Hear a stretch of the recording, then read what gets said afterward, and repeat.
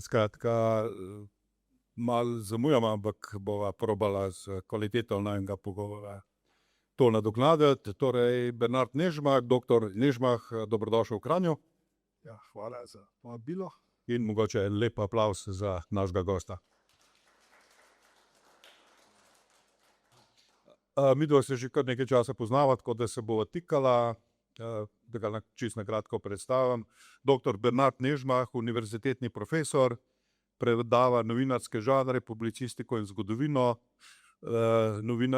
zgodovino novinarstva na fakulteti v Novi Gorici. Poleg tega je komentator, politični analitik, novinar, pisatelj, kolumnist, dolgoletni kolumnist v reviji Mladina, kjer ocenjuje, kjer ima kolumno pamflet, pa kolumno knjige, vsak teden eno knjigo oceni, recenzira. Bil je glavni in odgovorni urednik Mladine, bil je urednik na Radiu Študent, torej poznava se še iz 80-ih let iz Mladine. Moja osebna ocena je, da je Bernard najbolj desni pisec v Mladini in najbolj levi pripadnik desnega političnega pola. Bi se ti s to oceno strinjal? Ja, zanimiva, ja. Veš kako, jaz načelno najdeš v življenju dialog. Iz tega stališča se je bolj zanimivo pogovarjati oziroma diskutirati z ljudmi, ki mislijo drugače kot ti. Iz tega stališča me to presečišče blizu. Okay. Ampak zdaj bom mogoče malo oseben, ampak čisto na kratko, da povem, koliko je to te oznake levo-desno, koliko so po svoje brez veze. Bom povedal kratko štorijo o Mihaelu Bregantu, ki je bil moj znanec, oziroma sem nekaj delal, pa Mihov prijatelj. In sta skupaj takrat v 90-ih nekako sta delala te kolumne. Miha je bil literarni zgodovinar, zelo obetaven, zelo po slovenščini bil zelo dober. In potem je pa imel pač smolo, da je dobil multiplo sklerozo in je počasi se poslavljal, ne. In Bernard je hodil praktično vsak dan k njemu in sta igrala šah, ti si mu tudi knjige nosil, da je pisal te recenzije za Mladino.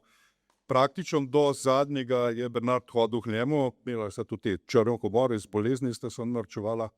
In do dneva, ko se je Miha poslovil. In tle se vidi, kakšen je kdo človek, ne pa po nekih suhoparnih političnih oznakah. Ja, meni, ko si glih omenil kolega mojega prijatelja Mihaela Breganta, je človek imel izjemno vitalnost. Zdaj si predstavljate nekdo, ki leži na abotiplo, iz dneva v dan ima manj mišic, manj more, a ne. Ampak on si v tej nebogljenosti vse naredil dinamično življenje. In enkrat mi pravi, a mi zrihtaš eno strašilko, pištolo. Sem rekel, ti, ok, zakaj pa rabaš to? Ja, veš kako je, ker leče v posli, z Aško ženo pokličem zvončkom, zdaj pa da bom sina zvončkom poklical, pa braj njega s pištolo klical. In žena je bila pol malo besna, no, ampak skratka, iz nič si je znal umisliti še dinamiko, gledališče življenja. Ok, gremo zdaj na to, zaradi česar smo se zbrali. Josip Jurčič, magični žurnalist. Josip Jurčič je velikan slovenske literature, živel je prekratko, od 1844 do 1881, avtor prvega slovenskega romana in prve tragedije Tugomer, ter številnih drugih povesti in romanov. Jaz sem šel šele, moram priznati, da sem ignorant, sem šel šele pogledati, kaj je vse napisal, in je res ogromno, ne. Sem si zapisal, da bo mogoče drugič malo bolj. Ja, to je samo en del. In ne bomo zdaj vse naštevali. Torej, od leta 1971 pa do smrti 10 let pozneje pa je bil urednik časopisa Slovenski narod. In to je žarišče tvoje knjige, tvoje raziskave, tvojega zanimanja. Povej, zakaj te je to sprožilo iskrico v tebi, ta obdobje novinarsko, ki je nekako spregledano, ne? To niti ni bila iskrica, to je bila serija, jaz bi tako rekel, delovno-študijskih naključij. Ko sem pisal knjigo o zgodovini novinarstva, sem se potoval tudi, se prepiral slovenski narod v 70-ih letih predprejšnjega stoletja. In tisto, kar je meni bilo nenavadno, je, ko pač vidim Beline, skratka, ko je bila cenzura, oziroma to je bil protest proti cenzuri in je urednik pustil prazno stran. Potem so bile pa stvari, ki so mi bile nenavadne. Piše, časopis so včeraj zaplenili, jaz pa v zvezanih letnikih, sem jaz prejšnji časopis bral iz prejšnjega dne, kako so ga zaplenili. Skratka, bilo je nekaj nenavadnega. Nenavadnega je, da smo imeli zaplenjene časopise ohranjene. In to je seveda mene pritegnilo. Skratka, način, kako je Jurčič se na nek način soočal z cenzuro. Sploh še zaradi enega drugega razloga, ker smo imeli sami podobne izkušnje. Konec 80-ih je bila mladina ves čas pod oblikami zaplemb, cenzurami. Skratka, šlo je za samo cenzuro, v tem smislu, ko si ti predvideval, kaj bi še tožilec pustil, kaj bi še oblast prenesla. In dobro, pri nas je bil takrat še drug trik, da so se v stroju tiskarni pokvarjali, pa si dobil še eno možnost, da kaj umakneš, pa so ti poročali. No. Ampak to mi je bilo blizu.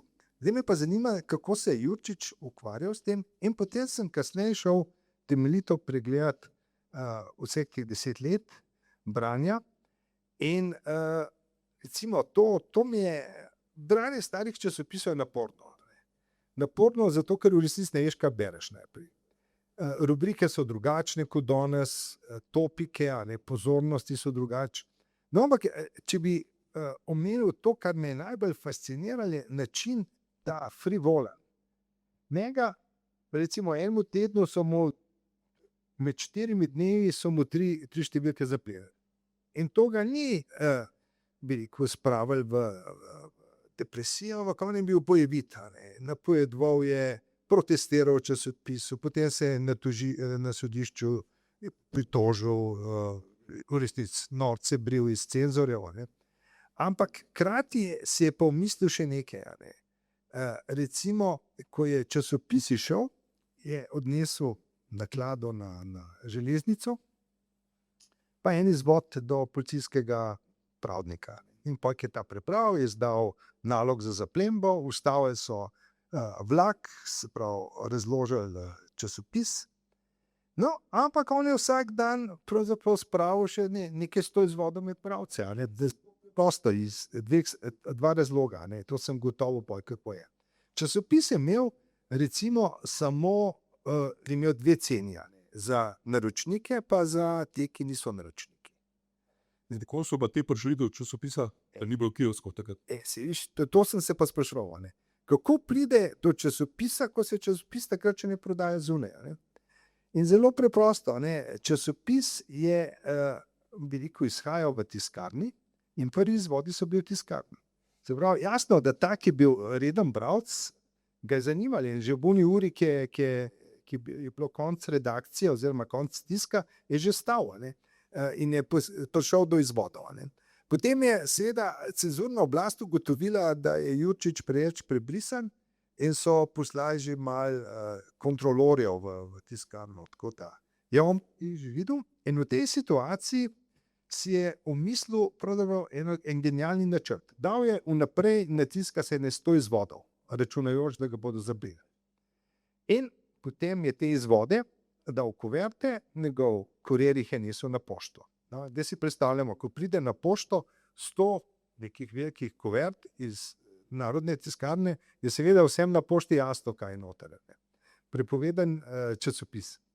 In seveda poštni vodja takoj pošle en izvod do deželnega predsednika in ta bi z veliko strastjo, radovednostjo odprl, ampak ne upa. V Avstriji seveda velja ustavna pravica nedotakljivosti pisanskih pošiljk. In to je bil pol način, ker Jurčič je pa, bi rekel, naštudiral 100 pomembnih kulturnih mož od Pleteršnika naprej, ki mi je pošiljal te izvode, in zato so tudi ohranjeni te prepovedani izvodi. To je bil recimo ena izmed poti, ki me je pripeljala do Jurčiča. Torej bi lahko rekli, da je bila cenzura v ječi narodov Avstro-Ogrski milejša od tele v SFRJ v Jugoslaviji. Lej, to je bil tisti trik. Mi, recimo v 80-ih, kot veš, smo živeli skozi upor do tedanje pravil, ki jih je imela oblast. In smo si izmišljali izočen način, kako bomo to subvertirali, detabuizirali in podobno. Ampak mi smo nova generacija, ki ni poznala zgodovine. Nismo vedeli, kaj je v 19. stoletju. In v 19. stoletju nam v teh časopisih tudi nič niso povedali. Razen literarni zgodovini, ki so to spravili v 2 stavka spopad med mlado in staro Slovenci. V časopisu pa nič.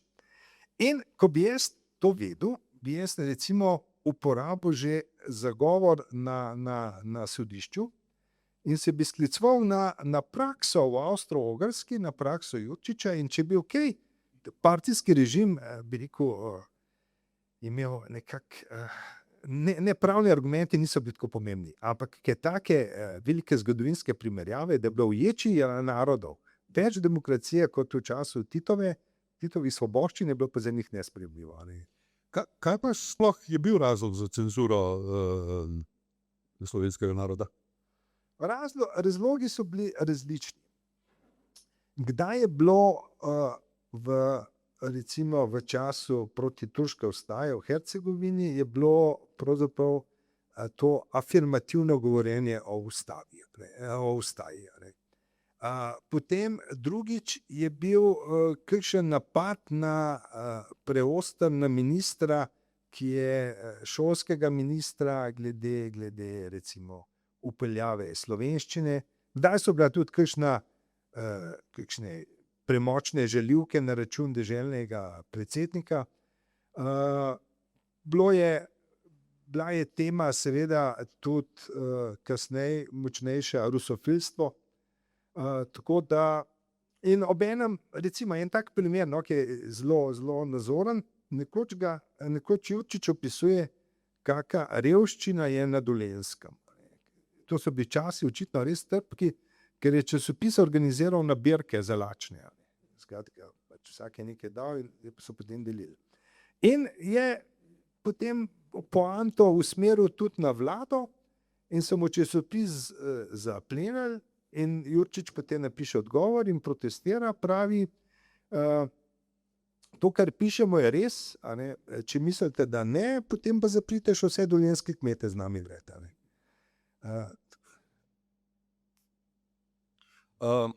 Dobro, se pravi, slovenski narod je bil politični časopis, liberalno glasilo, torej po današnjih standardih bi ga lahko levo umestili.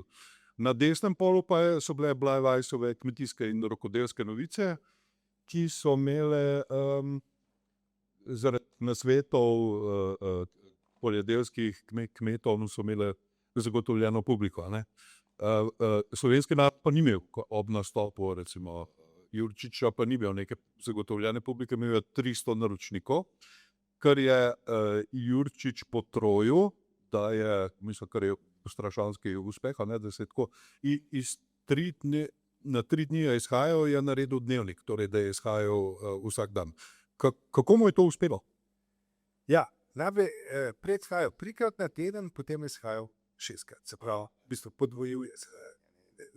Se pravi, nedelja ga Gospodov dan, tudi za vse, tudi za liberalni časopis. To je sicer pomenilo, da v nedeljo ne da počivajo bralci, ampak počivajo novinarji. Se pravi, v ponedeljek ni bilo časopisa, v nedeljo je šel, v ponedeljek je bila pa zaradi Gospodovega dne, ga ni bilo. Zdaj, situacija je bila v časopisno pravzaprav takšna. Na Slovenskem je prvi časnik ustanovil Valentin Vodnik, ki ima Ljubljanske novice, ki so bile izjemno moderne z današnjega časa. V Ljubljanskih novicah bi človek predpostavljal po imenu, da bojo vesti, ki so se v Ljubljani zgodile. Ampak ne, tam so bile vesti iz Rusije, Perzije, Amerike, Španije. Kako je prišel do vesti takrat, ko ni bilo telefona, pa telegrama, pa je pošta potovala mesece lahko, prepisoval iz drugih časopisov. To, kar danes počnejo vsi spledi, večina medijev drug od drugega prepisuje, to, ko gre za dogodke zunaj matičnega mesta. To je bil Vodnikov princip, ampak ker je vzel on žurnalizem zelo dobesedno, da je to nekaj drugega kot poezija, je tudi sam pisal kot urednik in novinar, pisal suhoparno. In posledica tega je bila, da je imel malo naročnikov, 33 naročnikov je bilo. Začuje se, da je to bilo 100 bralcev. No. Sicer stvari niso tako grozne, če pomislimo, da je imela Ljubljana takrat 10.000 prebivalcev, od tega se govorili latinsko, nemško, slovensko, tudi intelektualci so latinsko govorili, pismenih ljudi je bilo pa tam 5-7%. Te 33 bolj ni tako bolna katastrofa. Ampak vseeno, Vodnik je potem pač ustavil svoj projekt, se raje kot hudomušnež je raje pisal Laške enasterce, in kot profesor je bil tudi na gimnaziji. In ko se je Bleiweiss lotil svojega projekta, je imel seveda v mislih Vodnika. Da če hoče imeti časopis, ki bo privlekel, ne more pisati kot Vodnik. In zato je upeljal to, kot si rekel, kmečke novice, nasvete, se pravi rokodelske, jezikovne, vse mogoče. In da bi dobil, imel je še en resen problem, prav v slovenščini takrat ni bilo nič napisanega, razen neke nabožne knjige. Torej, kje bomo besede dobili? Rekel, si bomo sposojali malo od Hrvatov, malo od Čehov, kakšno od Italijanov, tudi od Nemcev. Predvsem je pa poskrbel, da je angažiral ljudi, ki so bili najbolj vešči z besedami, in to so bili pesniki. In vedno na naslovnici si imel pač kakšno poemo. Danes je zanimivo, lahko dobiš Nobelovo nagrado za literaturo, za pesnitev, pa boš dobil fotko na prvi strani dela, pesmi pa ne. V času Bleiweissa je bila pesem tisto, kar je vlekla. In zato je angažiral pol tudi Koselskega in Prešerna. Se pravi, imel je zelo živ jezik potem. V tem je bil močan. In kar hitro je imel 1000 naročnikov. Zdaj, stari časopisi nam prinesejo stvari, ki sploh ne bi mislili, da se jih da zvedeti. Kako bi danes vedeli, kdo je naročnik, rečemo Mladine ali pa Dela, nimamo pojma. No, ampak na koncu prvega letnika kmečkih in rokodelskih novic je objavil Bleiweiss še seznam vseh naročnikov. 1000 z vsemi naslovi, tako da se točno vidi, kdo je bil naročnik. In torej bil je nedvomno prvi časopis, ki je bil tednik. Enkrat je poskušal eno obdobje, 2krat na teden izhajati, pa je gotovo, da ne gre, in je ostal pri enem. Ko je torej Jurčič kot urednik prestavil časopis iz Maribora v Ljubljano in je postal dnevnik, je imel na eni strani torej tekmeca Bleiweissa, ampak ni bil edini. Potem so bili nemški časopisi, se pravi Tagsblatt pa Laibacher Zeitung. Kar kmalu je bil tudi Slovenec, sicer 3krat na teden. In zdaj v tem spopadu je Jurčič naredil nekaj zelo unikatnega. Bleiweiss je imel imeniten jezik na mestih, v poemih, ki so mu jih prispevali pesniki. Ostalo je bilo pač lep, korekten, živ, ampak ni bil mojster besed.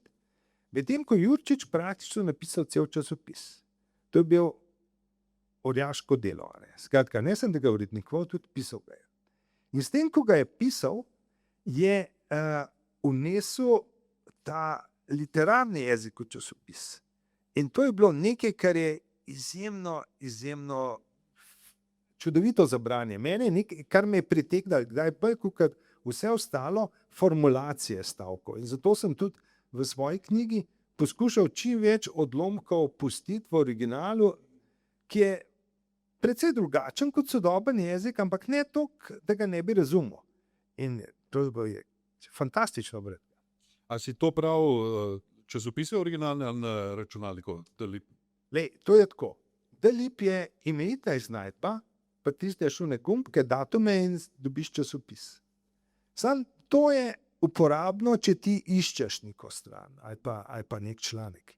Ti ne moreš brati časopis številko za številko na Dalipu.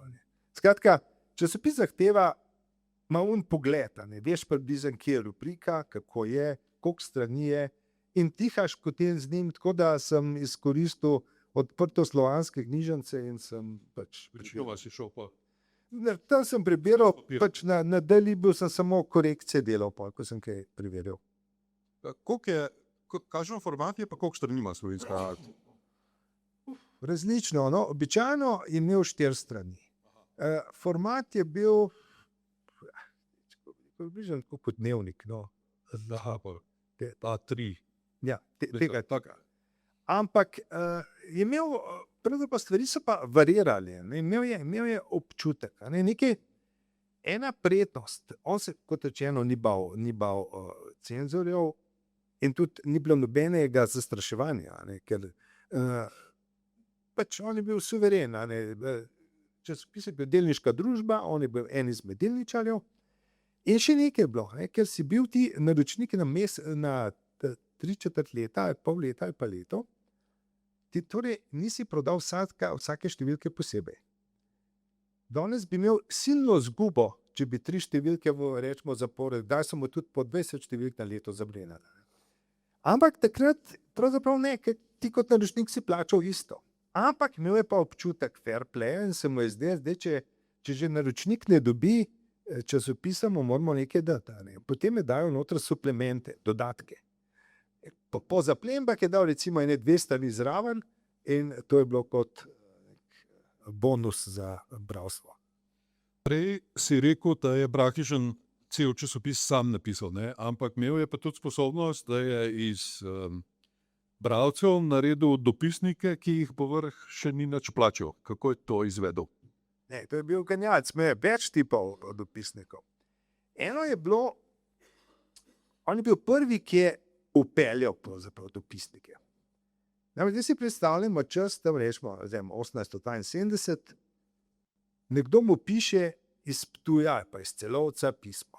Tisto, dobro, je bilo hitro, hitrejše kot danes. Žal moramo povedati, da Avstro-Ogrska pošta je trenutno hitrejša od sodobne slovenske. Še par let nazaj je bilo normalno, da si naslednji dan dobil, zdaj so si vzeli 3 dni roka. Vse, da bi demotivirali pošiljanje pisem. No, ampak v vsakem primeru, ko je dobil torej Jurčič pismo, recimo iz Celovca, poroča o smrti nekoga, kaj zdaj narediti. Da bi šel sam tja preveriti, časovno oziroma potovalno, in tudi zadevam, da bi one man band, te ne bi mogel časopisa izdajati, če bi poročal. Če bi še sam preverjal. Torej imel je 2 možnosti, da naredi to kot Bleiweis, takih člankov bolj ali manj ne objavlja.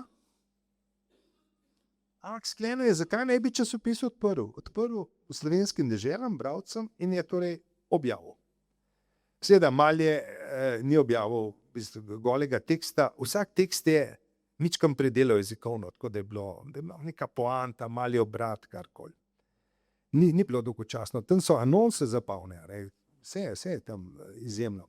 No, in potem se mu pripeti recimo to, da javi, da je ali pa v Gradcu, da je umrl mlad slovenski pravnik, prav škoda ga je bilo, žal.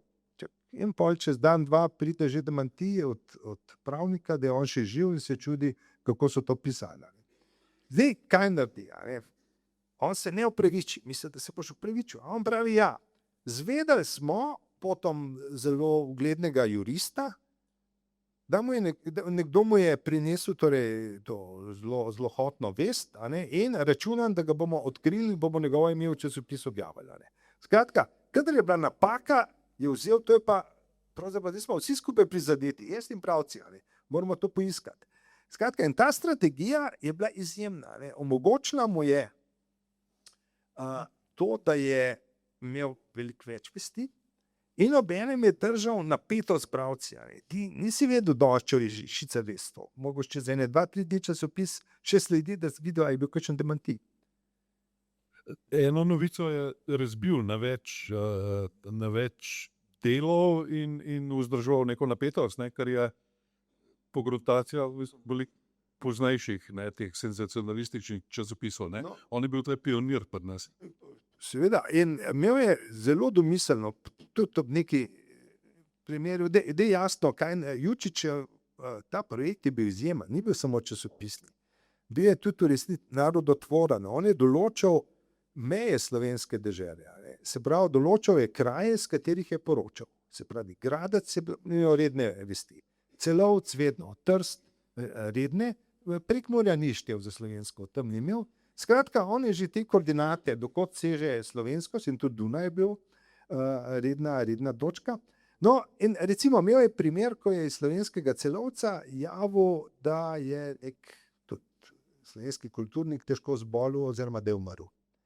No, in potem naslednji dan prav dubaj smo vest, a ne, pravzaprav veselo, da smo se zmotili, da je ozdravil, da je zdrav. No, čez 2 dni pride vest, prav zdaj je umrl, in žal se je potrdila naša prva vest kot resnična. Skratka, tudi zelo duhovito je obrnil, a ne. Je, neka ironija, ne, zavesta. Ne. Ironija, Šaren humor. ampak vse v bistvu korektno. Ja. Ne gre za noben trik, a ne. Okay. Prevladujoče mnenje je, da mu je urednikovanje in pisanje za časnik, da mu je malo čas in energijo za pisanje resne literature. Ne. Do zdaj je tako veljalo, po tvoji knjigi ne velja več. Ne. Torej, ampak prej je bilo tako, da je njegov žurnalizem, da je bil deležen drugotne, drugorazredne pozornosti, da je to pisanje za časopisa, da je to manj vredna drugorazredna literatura. Zakaj meniš, da je to Jurčičevo obdobje enako pomembno ali mogoče celo pomembnejše kot ta pisateljska aktivnost, resna književnost? Zdaj, ene par nivojev je. Ne? Definitivno zaradi žurnalizma potem nekaj veliko več pisal. To drži. Zdaj pa vprašanje, zakaj to počel. Ne? Recimo literarna veda obžaluje prav, to je bila žrtev zaradi standarda, zaradi preživetja smo zgubili ne vem koliko najboljših slovenskih romanov, ki ni bilo napisanih. Ampak dejstvo je pa, da Jurčič to delo opravljal v polni energiji in z silnim interesom in veseljem. Zdaj, na ravni jezika, zdaj če pomislimo, da imamo 1000 izvodov, pa rečemo temu približno 300krat na leto izide, kakšna količina teksta v slovenščini je šla med ljudi. Veliko več kot katerikoli roman. Skratka, s tem jezikom, ki ga je on lansiral skozi časopis, je veliko pač povzdigoval sposobnost veliko tega in izražanja pa kulturnejšem jeziku. Obenem je pa naredil še nekaj, ne? On je zraven etabliral oziroma omogočil osnovati seriji slovenskih institucij, kot tem bo mogoče kasneje. Zdaj, če bi čist na kratko še nazaj se vrnil k tem njegovem žurnalističnem delovanju, v bistvu s tem je postal najbrž prvi, drugi, čeprav oče naroda je bil Bleiweis, ampak vprašanje, če ni bil on najmočnejši takrat, najmočnejša persona na Slovenskem. Namreč skozi časopis je on odločal, kaj bojo teme. Ljudje so se bali, da bojo prišli k Jurčiču v časopis. Skratka, bil je kreator življenja. On je ustvarjal zgodovino in ne samo te personalno, kulturno spopad se pravi pronemškimi silami in afirmacija liberalizma. Tako da v tem smislu je bil to obdobje epohalno. Revolucionarno. Ja, dobro si obrat na celi črti. Vzemimo nekaj zelo preprosto. To je bil čas po reformah, ko se je slovenski jezik spet umaknil z gimnazij. Recimo, bilo je tako, da vse predmete se je bolj ali manj predavali v nemščini, pa nekaj ur slovenščine. In zdaj tiste njegova strategija, kako se on zoper to borijo, je bila zanimiva. Ni šel zdaj tista klasična, se imamo mi pravico, zatirani smo, hočemo, ni prav, da nas tako obravnavate. On je da en primer iz Kočevja, številke ne bojo čisto točne, ampak poanta je bila takale. V kočevski gimnaziji prav je upisanih 108 slovenskih otrok, pa je Nemec. Prav zaradi enega Nemca je cela šola poteka v nemščini. Skratka, pokazal je absurde. Z absurdi je dokazoval pravzaprav nestvarnost sedanje aktualne zakonodaje, bil je potem. On ni to napisal enkrat, ampak to je bilo ves čas. Stalna tema. Stalna tema. Emancipacija jezika, slovenstva in slovanstva tudi, ne? Ja, slovanstvo mu je pravzaprav služilo v smislu narediti slovenstvo močnejše. Slovencev je bil pač on dober milijon, imel je tak proporcionalno, jasno, malo so bliže z Slovani povezani, sploh s Čehi. Čehi so bili daleč najbližji, Poljaki ne, s Poljaki so bili v kratkih stikih ves čas, tudi s Hrvati, pač nekaj malega. No, ampak recimo upeljal je vsekakor slovanstvo v dveh smislih, z očesom na Srbijo in na Rusijo. In to je izpeljal v enem zelo spet svojsko domiselnem stilu, ko piše rečbo naš car je govoril. Mi smo imeli carja, mi smo imeli cesarja Franca Jožefa. Torej, on opisuje neke peripetije Aleksandra II., ruskega carja, ampak naslov na prvi strani je pa naš car je govoril. Kako imamo zdaj mi ruskega carja v Avstriji, mislim Avstro-Ogrski. On naredil odlično. Imel je dopisnika iz Moskve, oziroma Petersburga takrat, ki je v prvi osebi opisoval, kaj se dogaja z našim carjem. Torej je on samo navedel njegove besede in na isti način je pisal o našem knezu Milanu ali pa našem premijeju Ristiću. In te zgodbe in peripetije, dogodki iz Srbije in Rusije so imeli tak zelo močan vpliv, tudi skoval je nove rubrike, novice slovanskega sveta, skratka, bila posebna. In šlo je pravzaprav tudi zato, da je tam pokazal, na kakšne navade, praktike, takšne in drugačne, ki jih pri nas ni bilo. In s tem, ko je opisoval, kaj je v Rusiji, dajo vedeti, kaj bi lahko pri nas bilo, pa ni. Napovedoval je, ne? In koristne so mu stvari pol tudi, kdaj je dobesedno, recimo, ko je prišel ruski car na obisk na svetovno razstavo na Dunaj in ga je tam sprejel Franc Jožef in ta ga je nagovoril v ruščini. To povzame, se pravi Jurčič in prav, avstrijski cesar govori rusko, prav pri nas pa iz gimnazije mečejo slovenske dijake, ki so kdaj recitirali kakšne ruske pesnike. Skratka, vse je gotovo, kje mu argumenti lepo koristijo za, recimo, našo stvar. Človek je imel masterplan, kako bo promoviral slovenstvo, ampak ne tako, da bi ga zaplenil, ampak na tak fin način je širil to. In to je res zahteva ne samo pisatelja, ampak vizionarja. Ja, absolutno. In jaz mislim, da je on užival, dobesedno užival v tem, recimo, kako je dosegel, da so sodbe oziroma tožbe pisali v slovenskem jeziku.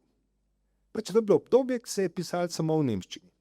In celo njegovi kolegi, skratka, narodnjaki, so kot advokati uradovali v nemščini, potem je tudi njih brez skrupulozno bi rekel vzel za objekt svojega ostrega pisala. No, v primeru, se pravi, Lasten je bilo pa tako, da je bil tožen slovenski narod in Jurčič ni hotel dvigati tožbe. Zakaj? Pravi, ustava mi zagotavlja, da dobim tožbo v slovenščini. In dokler mu niso poslali tožbe v slovenščini, ni šel potem pa naslednji korak. Pa se pa začel braniti, pa zahteval, da mora sodnik znati slovensko. In recimo, cel kup stvari, izpeljal je v resnici zelo hkrati šaljivo in nazorno. Pošta je delovala tudi, na pošti so znali nemško, niso znali slovensko. In pol je kakšno ime štajersko, so pač nemški uradnik ni znal prebrati in je potoval pošta, 3 tedne, da je prišla. Zdaj, on je iz tega naredil burlesko. In postali, hkrati pa burleska, po drugi strani pa več kot evidentno, da sistem Avstro-Ogrska, da pa stroj, ki je hotel teči. Da če hočeš, da sistem teče, moraš uporabljati oba jezika. Dobro, kaj se skriva za pojmom magični žurnalist? Ja, za magični žurnalist sem jaz uporabil pravzaprav v tej ideji, da klasično je žurnalist ta, ki pride nekam, pogleda, kaj se je zgodilo in to popiše. Zdaj, magični žurnalist pa pomeni, da ti pravzaprav s formo, z obliko, z načinom pisanja šele narediš članek. Meni je bilo ena najbolj norih rubrik, ki jih je imel, pa nisem zares bral, sem šel parkrat skozi teh 10 let. Sem malo prebiral, smrt se mi ni zdela nek faktor, zakaj bi bral. Potem sem pa bil pozoren, na kakšen način on piše o smrti. Omeni, nekdo se je opesil, pa je natančen prav, opesil se je na mrelcu. Pol drugi se je obesil, ta se je obesil na slivo. Nek nesrečne se je obesil na vrbo, pa jasno ni zadržal, je mogel pa še strupu jesti. No, in smrt je dobila domovinsko pravico. Skratka, ne v tem, da ne pišemo imen in priimk, pa so samomori. Seveda, bila je tudi malo moralni pritisk na potencialnega samomorilca, ker bo cela družina izpostavljena, ker ga bodo rekel še okolje se zgražalo nad njim, ampak povem vam to pisanje veliko o duhu časa. Recimo, v Mariboru se je nekoč obesil krojač. Krojač, in to zato, ker je ena meščanka protestirala, da je slabo pokrpal obliko. Zdaj poglejmo, danes imate šefa banka, ki propade, ne kakšnega zavarovalnice, nikoli ni ideje, da bi se kdo niti odstopil, da ne se obesil. Takrat je pa pomenila ta identifikacija, z delom, da delo je bilo moje življenje. In če moje delo se skazi, je katastrofa. Imeli so težave, recimo zato, ko si v začetku omenil, da je bil pač liberalni, v smislu skoraj že antiklerikalnega, to ne drži. Bil je liberalni, ampak ni bil proti cerkveni.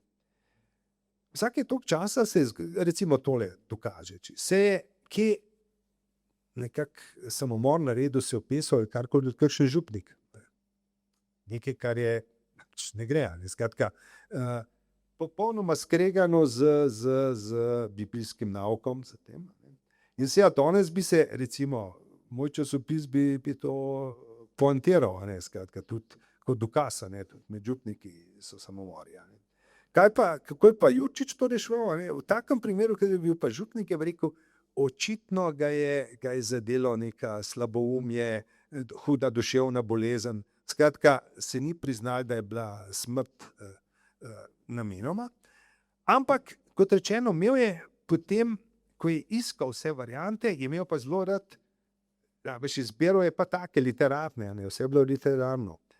Meni najbolj radikalna je bila, ko se obesi nek oficir v Mariboru in piše še posmrtno pismo svojemu poveljniku, v katerem popiše razlog, zakaj se je obesil, bil je srečno zaljubljen, na kar je njegova izvoljenka si ga je prevarala in šla z drugim. In to ni mogel več trpeti, se je obesil. Zdaj pa sprosi poveljnika, naj kaznuje to dekle, ki je pravzaprav Avstriji vzela tako dobrega vojaka, naj se maščuje nad njo in opravi z njo. Se pravi, hkrati časopis torej ni bil sam kraj, predmet, ki si ga lahko bral, ampak tudi pravzaprav stvar performansa, ko si lahko ti tudi posthumno pustil svojo sled. A ne? Tudi neke moralne dileme je odpiral, ne, take etične. Ne? Ja, seveda. Mi je imel, recimo, običajno je bil pri samomorilcih tako, ali nevtralen, ali nenaklonjen. Bil je pa en primer nekje iz okolice Trsta, kjer se je nekdo opisal in on pove, kako je teroriziral družino, pijance, bil gor dol in pa pripomne, no, saj fino, saj zdaj žena imela stroškov z njim, pa s pogrebom. Skratka, tako rekoč škoda se ni prej. A to je tako imenovani smrtno resni humor? Ja, zdaj, če bi jo vzel takole, smrt je gotovo pomemben trenutek. Jaz se spomnim umetnostnega zgodovina slavnega Lucija Menašeja, ki je napisal leksikon z vsemi imeni v umetnosti in literaturi in imel je eno posebnost, pri vsakem je napisal, zakaj je umrl. In potem sem delal intervju z njim, sem rekel, ja, zakaj ste pa to? Ja, prav, veste, gledajte, vsi se rodimo enako, ampak umremo pa unikatno. Tako da smrt je še ena stvar, danes se smrti bojimo. Hočem reči, se nič ne piše, tako rekoč, skoraj ni več part po časopisih, če gledamo, zelo malih je, kolikor je bil čas. Pri Jurčiču se je pisalo, če si pisal ti recimo, vsi poznamo primer, ali pa mnogi, v žurnalizmu, našega kolega Danila Slivnika, ki je naredil samomor. Nihče ni napisal, da je naredil samomor. Se je vedel nekako. Ne? Ja, sem časopisnik hotel to napisati, mogoče malo v prenesenih besedah si lahko razumel, zakaj je šlo. Ampak da bi napisal direktno samomor, tega ni bilo. Zakaj pa sploh ne? Ja, zakaj pa še? No, ampak to spada že v področje privatnosti. Ne? Zakaj namreč? No. Mogoče je bolj škola za moje. Ja, po mojem okusu.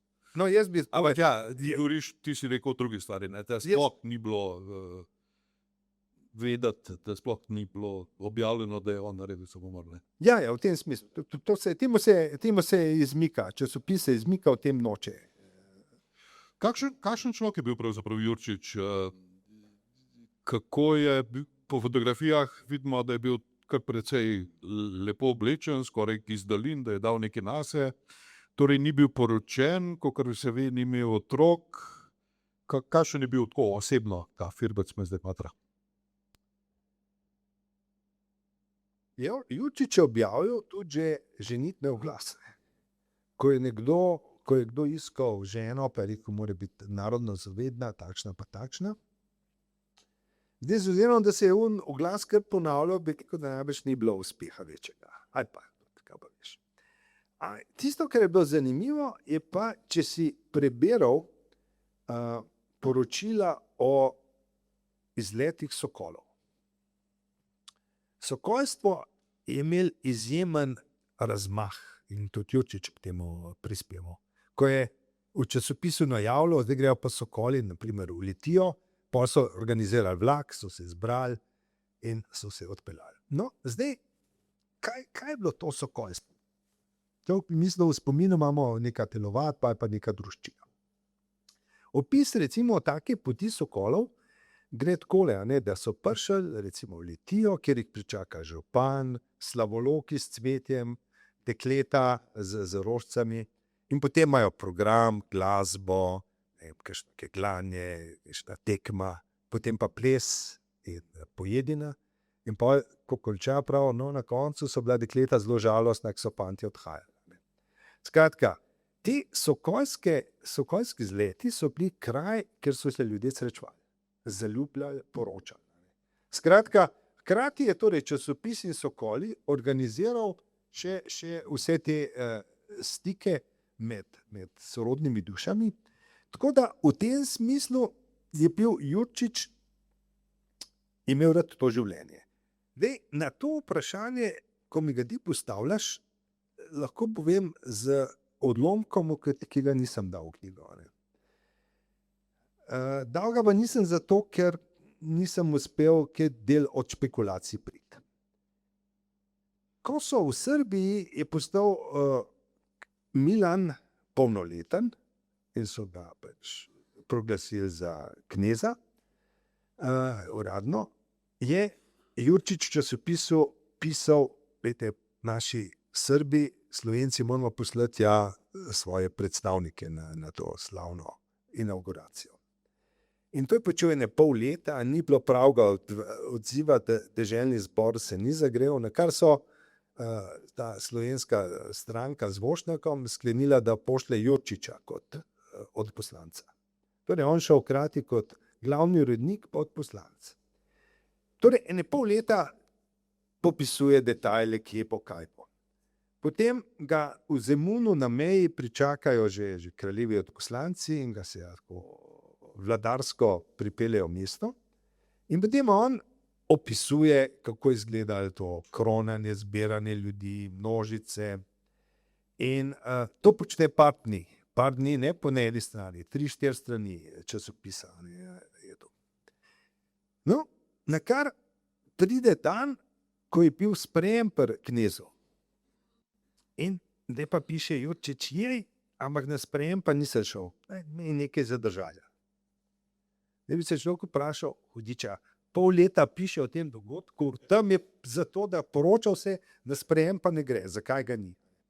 A je spolil? To bi pol napisal, da je spolil.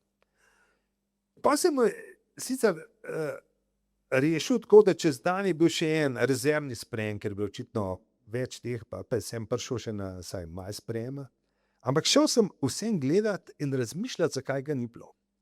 In ko sem gledal te popise, ko recimo opisuje gardo od kneza Milana, prav to so starogrški junaki, so kot Ahil, Agamemnon, pa je močnih prst od dol, opisuje vse od zunaj, kaj je videl. Edini dialog ga ima pa z dvema mladenkama.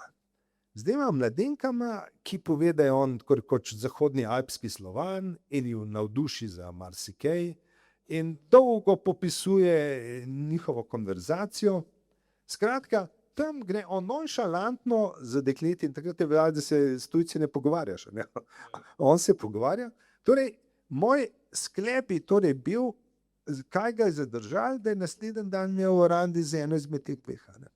Ampak z tega nisem pisal knjigo, zato ker je knjiga bila vseeno malo bolj strokovno, znanstveno delo, to je pa špekulacija. No, zato imamo pa te predstavitve. Ja. Jurčič je bil za svoje urednikovanje kar solidno, če ne že zelo dobro plačal.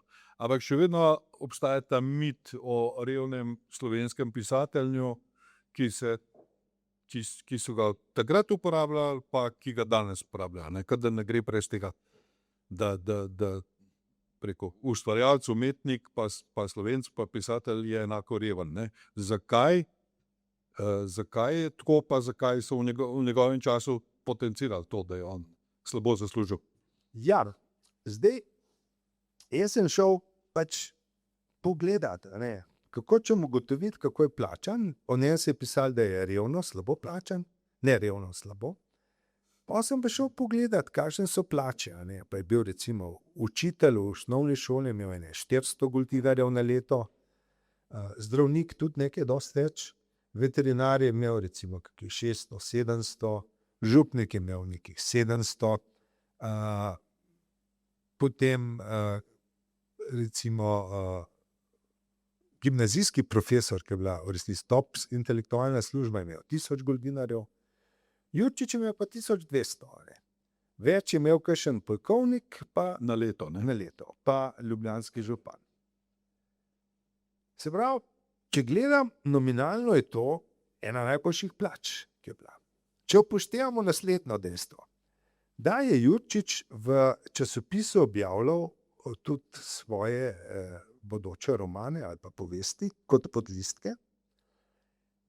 Ko so nehali izhajati, verjeli ali ne, v 14 dneh je bila že knjiga. Za danes je sanjski čas. Kako so bili stari naši pradedje zorganizirani. No, potem je on te knjige tudi prodajal. In časopis je reklamiral njegove knjige. Je dobil honorar še od teh knjig. Živel je v hotelu Evropa. In eden izmed njegovih sodobnikov ga opisuje takole prav, šel sem prvič takrat na sestanek z njim, z veseljem bi šel v čitalnico, ali pa kakšno našo mestno gostilno, v Evropo se skoraj nisem upal. Prav, tam je bil v marmorju, srebru, natakari so v frakih, oziroma v livrejah, stregali, in tam je vsak večer sedel Jurčič. Skratka, Jurčič je živel v najvišjem takrat ugodju in jaz bi tudi rekel, če se zdaj malo že špekulirava z svetom, ki ga je recimo družaben, ki je pil, če bi se, on ni bil poročen, ampak v hotelu so recimo prenočevali pruska princesa, prenočevali vsi mogoče gostje, dame, in Jurčič je bil skozi tam. In to je bil priložnost za karkoli, karkoli že to je bilo, to druženje je bilo stalno. In razlog, torej, če pogledamo, imel je tudi slike, slikali so ga, imel je na redkih, ki so mu delali portrete.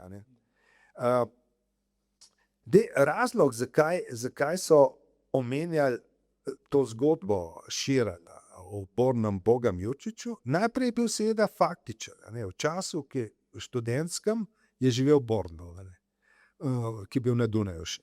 Takrat je bil dejansko v pomanjkanju. Potem je bilo pa nekaj neugodnega, da slovenski narod je bil delniška družba, ki je imel delničarje. In kaj zdaj delničar pričakuje, da bo kakšne dividende? In potem so pisali, ne, Jurčič je slabo plačan, komaj dela, ni nobenega denarja, ni dividend.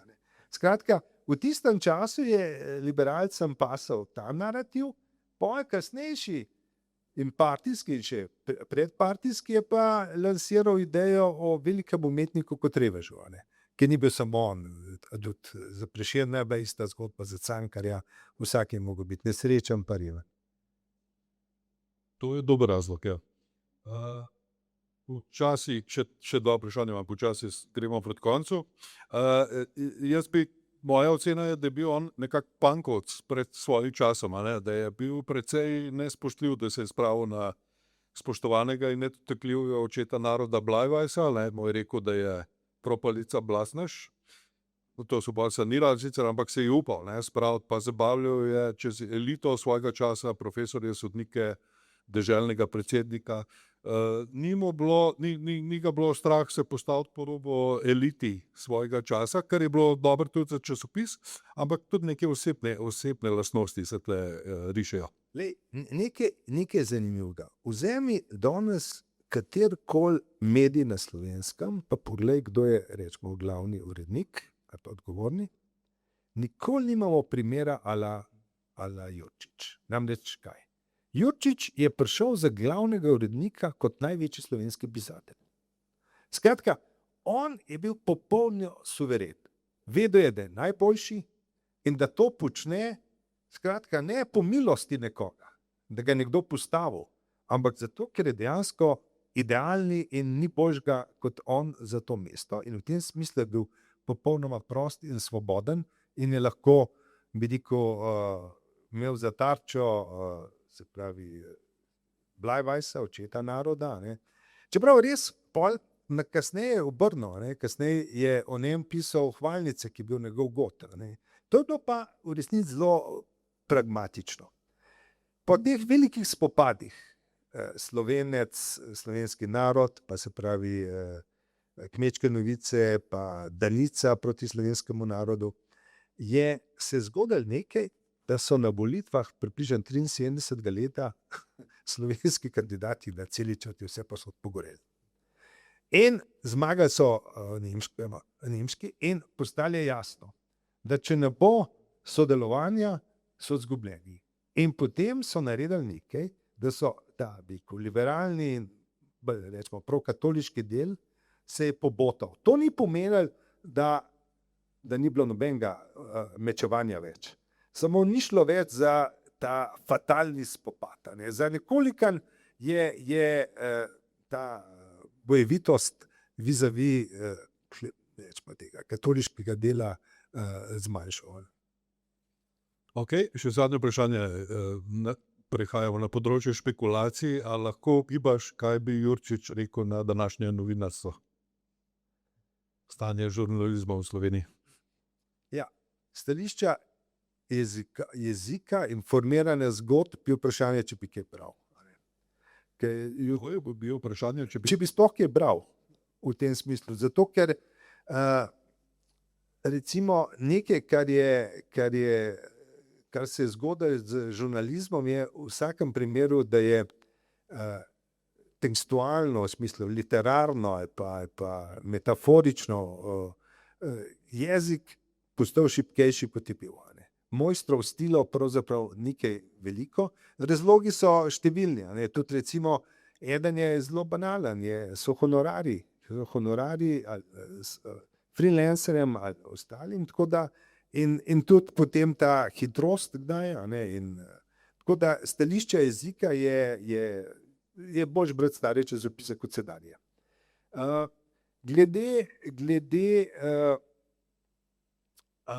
te razdvojenosti je pa pravzaprav smo šele zdaj doživeli stanje normalno iz 19. stoletja. Če se spomni, partijski čas je bil pač en časopis za vse, ali pa tudi, če sta bila enaka.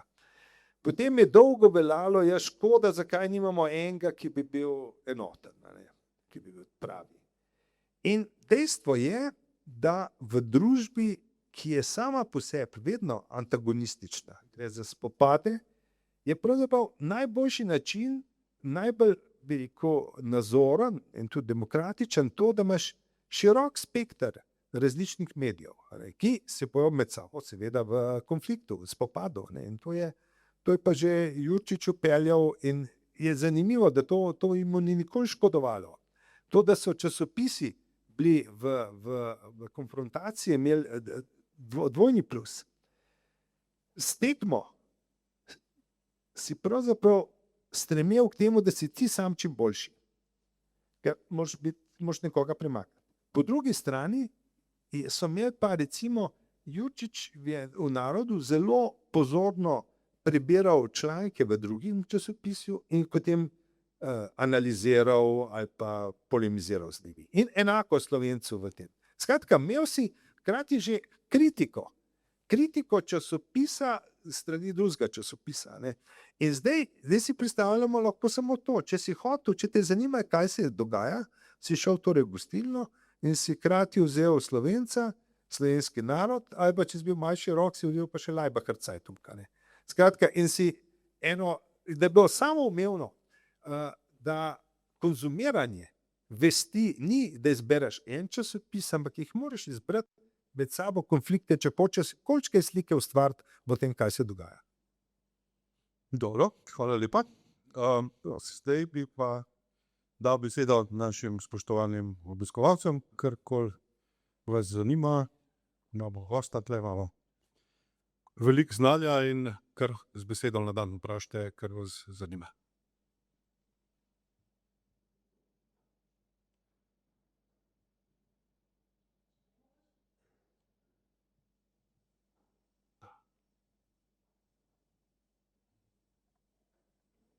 Mogoče dodam, recimo, zakaj je zanimivo tudi te stare časopise.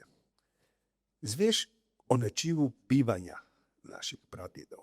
Recimo, nekdo je prodajal slivovko. In pravi, seveda, pošljem jo tudi v pokušino že naprej. Ampak najmanjša količina, ki jo prodaja, pa 25 litrov. Kar nas zdaj pove, koliko so konzumirali. Skratka, se ni spil po liter, če si kupil, si veliko na povsod kupil.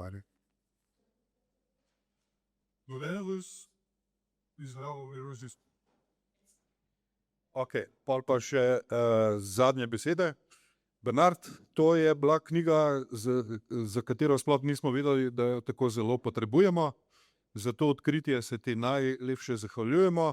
Upam, da se ti bo država tudi zahvalila in oddolžila s tem, da ti čez 150 let podari recimo Nežbahovo ulico. Hvala lepa.